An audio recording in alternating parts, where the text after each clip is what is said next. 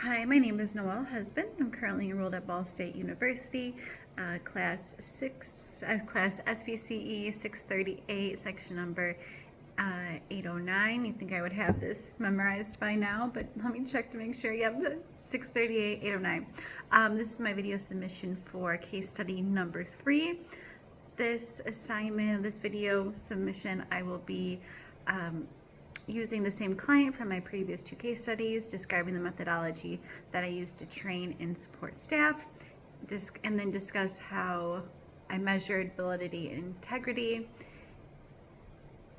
And yeah, we're gonna go from there. So just as a refresher, my client that I used for the previous 2 case studies, again, I will do my best not to use his name. I was targeting his screaming behavior when presented specifically with a work task demand or transitions. Wanted to include that in there. But yeah, just screaming when presented with a task or transition. So, describe the methodology used. I have all my notes over here, so that's why my eyes keep ping-ponging, but I'm focusing right here when I can. So let me see here, going to my notes. Okay, so in training my staff to support my 4-year-old client who engaged in screaming when presented with a work task, I used structured methodology, including functional communication training. The staff were trained consistently by presenting a card with that 1-minute cue for the child to read when presented with a work task. And my client is very smart, can read very well.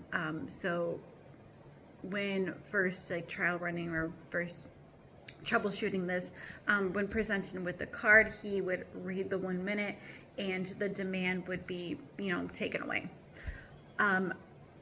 So he would state that 1 minute, 1 minute break would be given to him where we would take away the demand, or take away the demand to transition, and 1 minute would surpass where he was free to, play with anything, go anywhere he wanted to go, just his 1 minute break.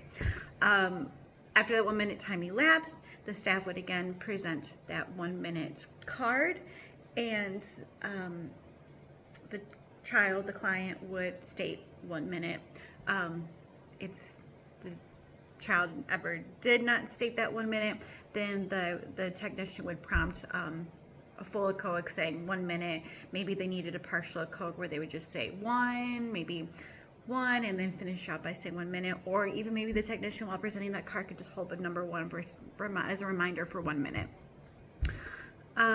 So after repeating this sequence through maximum of 3 times, and then presented with the prompter, then after presenting the sequence 3 times and prompting your way through if needed, probably not needed for this client. After prompting their way through that, no more breaks would be allowed. You'd have to follow through within the task that you had presented first off, whatever that may have been, whether it's doing a work trial or transitioning to a specific room. You would no longer be offering that break.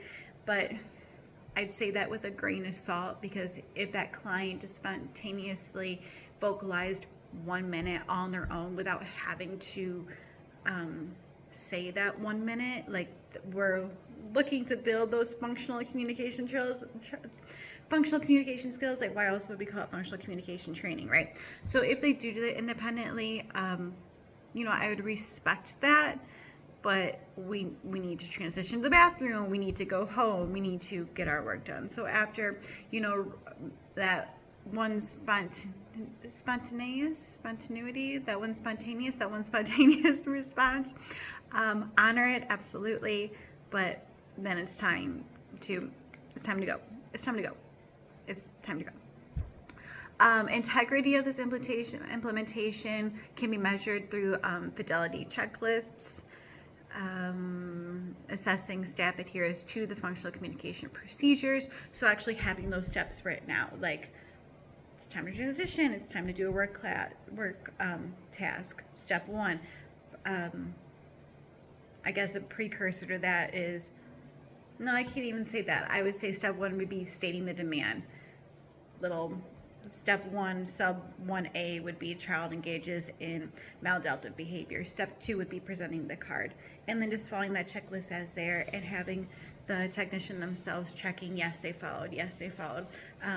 Make sure to be super detailed within this so the staff member knows exactly which step to follow, especially if it got to where that client was out of nowhere spontaneously emitted that 1 minute without that prompt. That's amazing. We want to make sure we really honor that.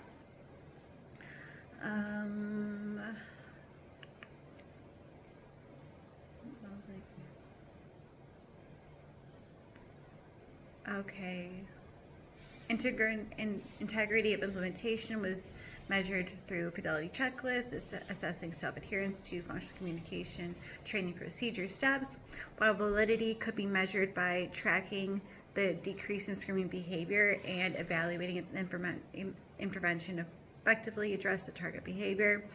Just moving forward, I, as WCBA or supervisor or whoever I may be in that point, would continue to measure integrity through staff fidelity assessments and refine the validity by monitoring both immediate and long-term behavior changes. So if my client was able to catch on rather quickly to stating that 1 minute prompt, like how would we honor it the first time? Like we honoring it the first time, but then they say it again. Are we going to honor it the second time, the third time, fourth time? Like when do we stop honoring it, and do we need to carry along about our day? You know what I'm saying? Just some side notes here. I really wanted to make sure I defined integrity and validity in reference to this specific case study prompt. So validity refers to whether training effectively reduces the child's screaming behavior by addressing the function of the behavior through FCT. So if the function of the behavior is screaming, they can't ask for a 1 minute break and be screaming at the same time. So it's still tackling like their function of that behavior, which is to escape the demand, which essentially they are doing by stating they need that 1 minute, but they're doing it in a much more appropriate way. So yeah, thereby decreasing the disruptive behaviors and supporting appropriate communication, which is awesome. Integrity refers to how accurately and consistently the staff apply functional communication training procedure. This includes following each step, like showing the card, granting breaks, and prompting after 3 minutes, ensuring the intervention is implemented as designed for reliable results. So yeah, integrity, just doing what you say you're going to do and doing what is written out for you to do without, deviating from that. Specifically, to measure the integrity aspect, to measure the integrity of the intervention with my 4-year-old client, like I said, I could use fidelity checklists. The checklist would include each 1 minute FCT protocol, like showing the 1 minute card, granting the break, repeating the sequence, prompting as necessary. Everyone's covering my notes here, sorry. Each staff member implementing the procedure would complete a checklist during session, noting all the deviations from the protocol intended. Again, just doing what you say you're gonna do, or say what you're do what you're supposed to be doing.